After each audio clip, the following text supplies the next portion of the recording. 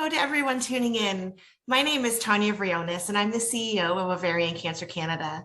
I'm joining you tonight from my current home in Surrey, British Columbia.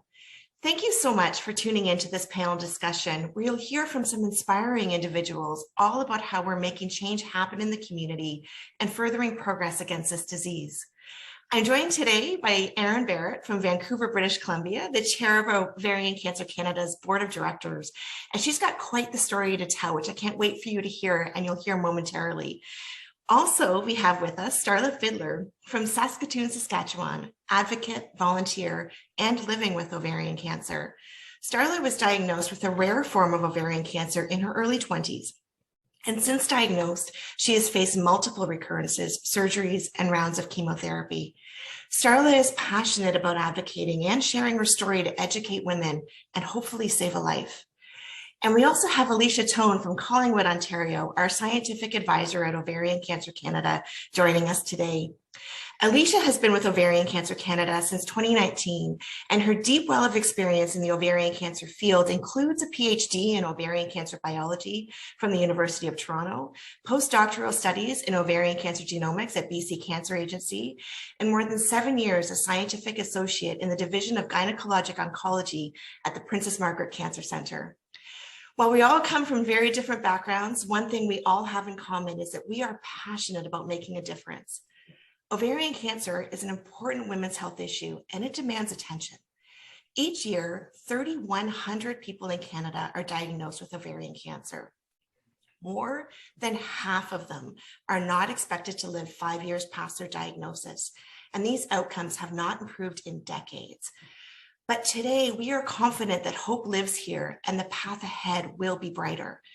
Ovarian Cancer Canada champions the health and well-being of women living with and at risk of the disease while advancing research to save lives. We work with and for thousands of people affected by this disease, and we are, in fact, the only national charity dedicated to overcoming the disease. We are propelling research at leading institutions across the country. We are ensuring women can benefit from new treatment options, and we are providing direct support to everyone affected by ovarian cancer. We're also creating a community that's not bound by geographic limitations. We're offering enhanced online programs and safe spaces for sharing and learning from experts. Today, people affected by this disease, they know they're not alone. They have a beacon of hope as they confront a challenge of a lifetime. This work is only made possible because of the generosity of donors, community partners, and sponsors who are all with us and determined to help save lives. Thank you for supporting this important work. We're empowering change and empowering each other to raise that teal flag and further progress against this disease. We are relentless, and our community is ready to rise to the challenge. And speaking of those who rise to the challenge, over to you, Erin. Thank you so much, Tania. My name is Erin Barrett, and as shared by Tania, I am the proud chair of Ovarian Cancer Canada. My story began about 6 years ago when I was pregnant with my second child. At the time, I was very sick and they couldn't quite figure out what was wrong with me. And what ended up being my reality was that in addition to growing my healthy baby daughter, I also grew a large tumor that was diagnosed as being ovarian cancer.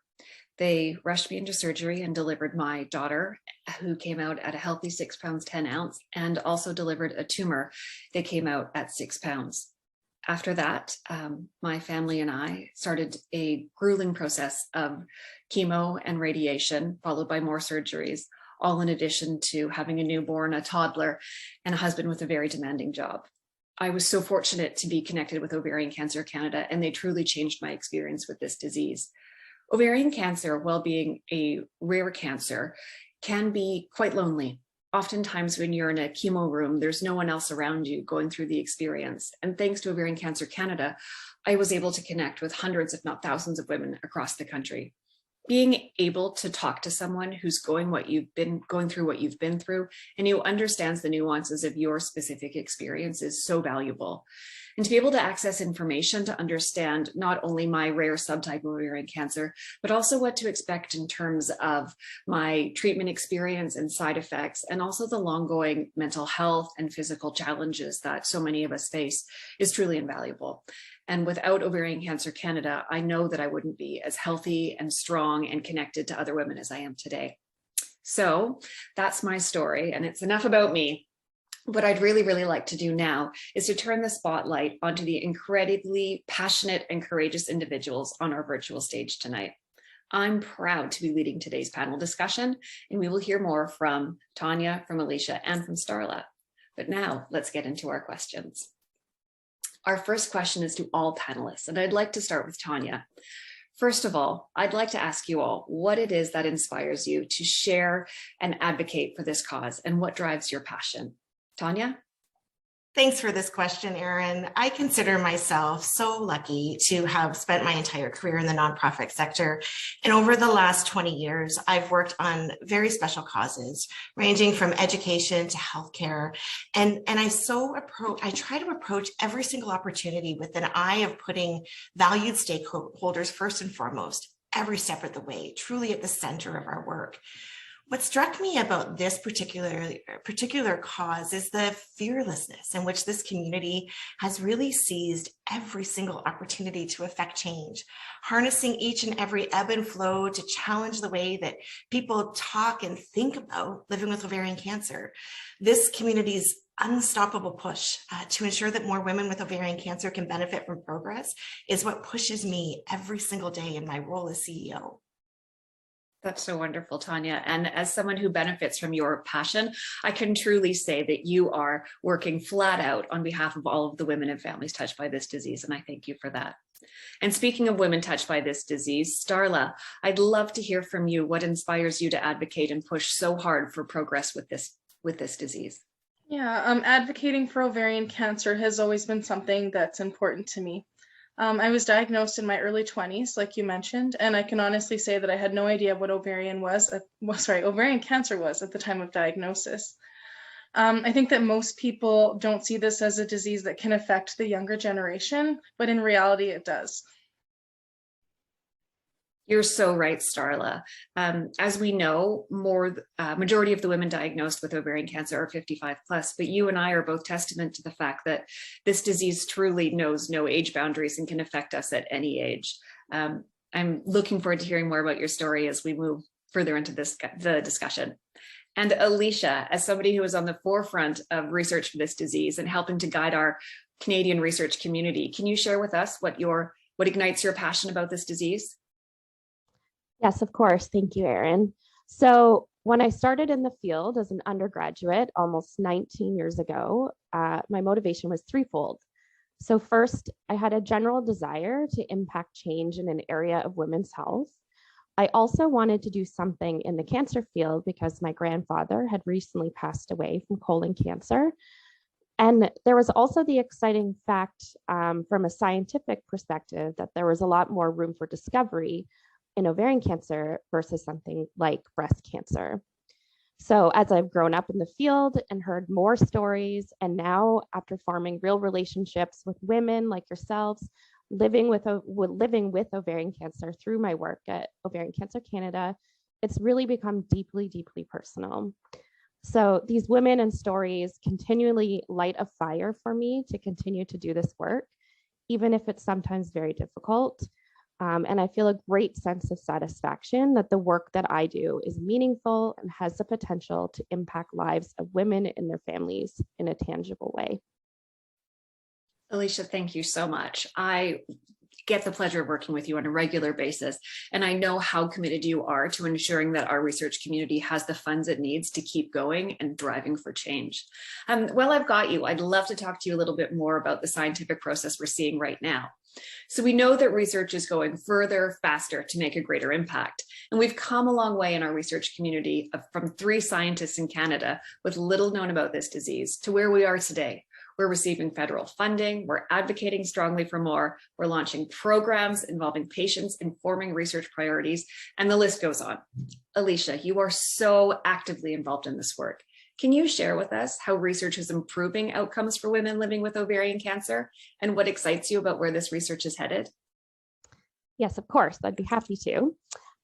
So OVCAN, our now $14 million national initiative funded by Health Canada, the provinces of Saskatchewan and Nova Scotia, and our research partners, the Cancer Research Society and IRACOR, has been funding groundbreaking research by Canadian scientists that promises to bring effective new treatments to women diagnosed with all types of ovarian cancer, even those that are less common.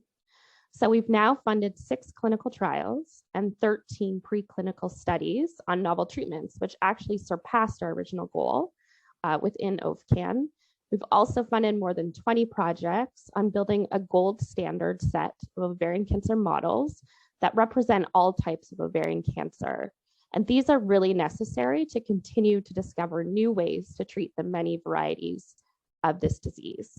So I do want to talk about several positive trends that I've seen firsthand through my involvement in OVCAN that I think will really continue to grow over the coming years to really make an impact. So the first is a growing collaborative spirit among the ovarian cancer research community in Canada.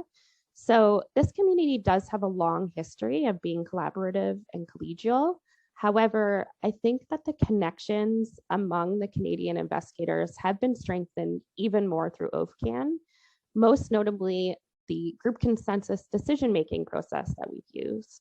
So researchers from across the country, across different labs, have truly come together to set priorities based on what will best serve the research community and obviously ultimately the patients themselves. So the second is a greater appreciation, as you know, for the importance of the patient voice in shaping research priorities. So the sharing of stories from women living with ovarian cancer played a crucial role in securing the funds for OVCAN. And now patient partners such as yourselves are an integral part of all the work we are doing. So in addition to many other activities, they are serving alongside clinical and research experts on review panels as equal voting members, where they're able to share their unique perspective and directly contribute to decisions. Our funding partners have seen the benefit of this and have actually vowed to integrate the patient voice into future funding competitions that they hold, independent of OCC. So the third is that we as a scientific community have learned so much about the basic biology of the different types of ovarian cancer over the past few decades, and these insights will continue to improve personalized opportunities for treatment that will undoubtedly impact survival outcomes on an individual patient basis. And lastly, I do have to say that the future of ovarian cancer research is in great hands. And it warms my heart as a former long-term trainee that there's a large group of smart, passionate, collaborative trainees across Canada who will continue to make great progress in the future. Thanks. Alicia, thank you so much. I love hearing updates from you, and you always do such a wonderful job of explaining them in a way that lay people like me can understand, so thank you. Speaking as a patient partner, talking about the program you just mentioned, I have to say it was quite intimidating to sit down around a virtual table with so many of the well-educated minds across the country who are working so hard on our behalf. And to have our perspective as a patient taken into account when making decisions about huge research grants was truly empowering. And to have those discussions with scientists firsthand, helping them to understand the impact of their work, was both moving and inspiring. So I thank you very much for helping to create and facilitate those really unique programs. Moving now to Starla, I want to speak to you about some of your experience as a Teal sister. Now, for those of you who don't know, Teal sister is the name that we've given to each other, those women who are living with ovarian cancer across this country. So just to name a few of the incredible things that you've done, you've used your voice to bring attention to our cause. You're posting on social media, inviting people to learn more about you and your experience. And you've really been brave and bold in sharing your reality and the struggles of this disease and hoping to help someone else who's been touched by this. Can you share with us how you've created change in your community and how someone else has impacted your journey in a positive way? Yeah, I think that I've really opened a door in regards to communication about ovarian cancer. And I've really set out to be real and with the goal of education. And I do that on my social media platforms, whether it's through relatable things that other survivors and Teal sisters could understand, or if it's other things to just educate other people that maybe won't know so much about it, such as the signs and symptoms and whatnot. Using social media as a means is definitely something that sparks conversation and definitely creates change. And then I think, like, in regards to someone that has impacted my journey, I couldn't name just one person that's impacted. I've met so many Teal sisters that have been affected by this disease, and every one of them has played an important role in my journey, just because they've all walked in my shoes and they understand what I've been going through. And yeah, I think that it's just really important to keep that circle around you. I couldn't agree more, Starla.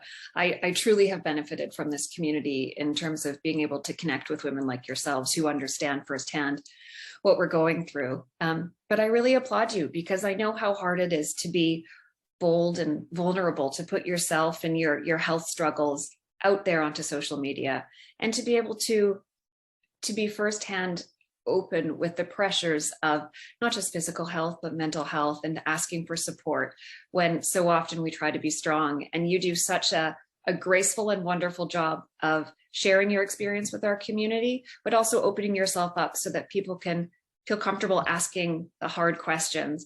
And I know that that truly has made a huge difference in our community. So thank you so much. I deeply appreciate it.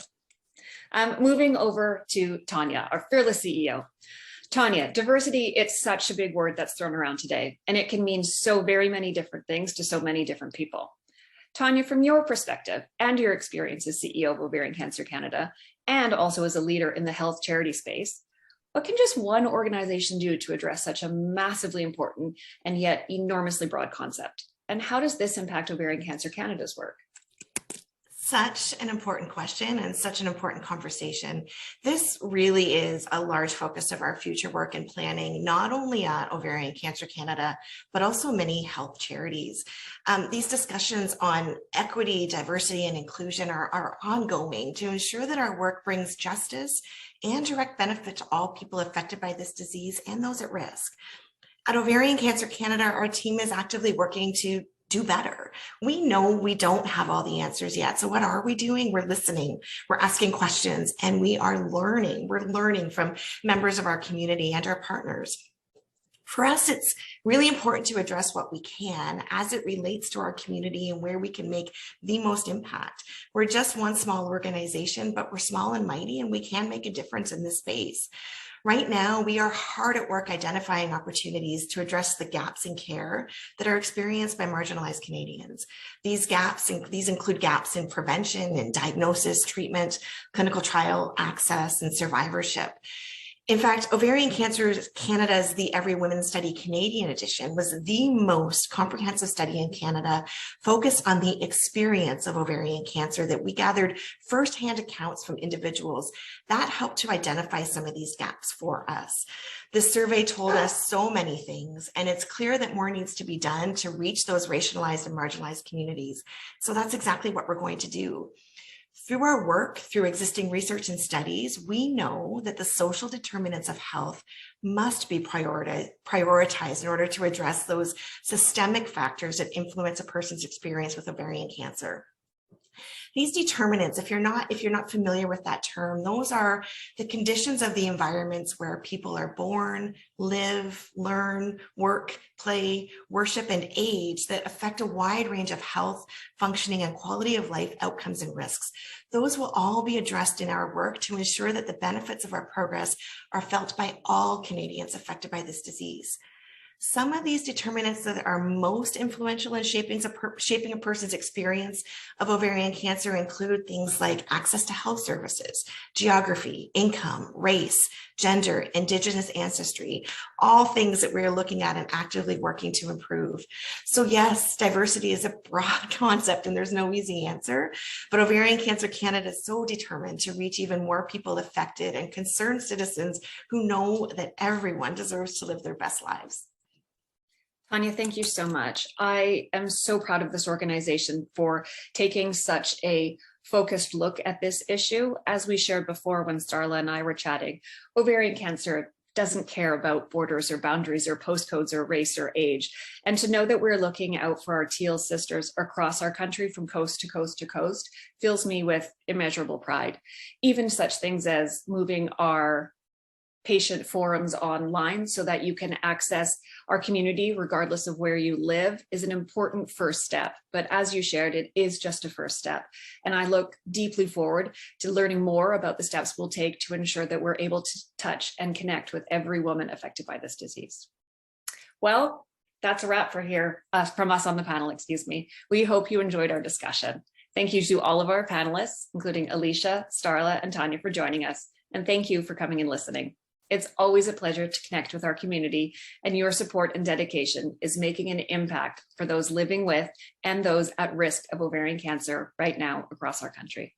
We are so grateful for your ongoing support and commitment to this cause, and for rallying with us and rising to this challenge to put the spotlight on this important women's health issue. Now, I invite you to raise your Teal flag high and continue to advocate in your community. Be sure to follow Ovarian Cancer Canada on social media for ways to get involved, and share the facts with your followers. You can use your voice to make it happen. We truly cannot do this without you. Thank you for your support. It is deeply appreciated.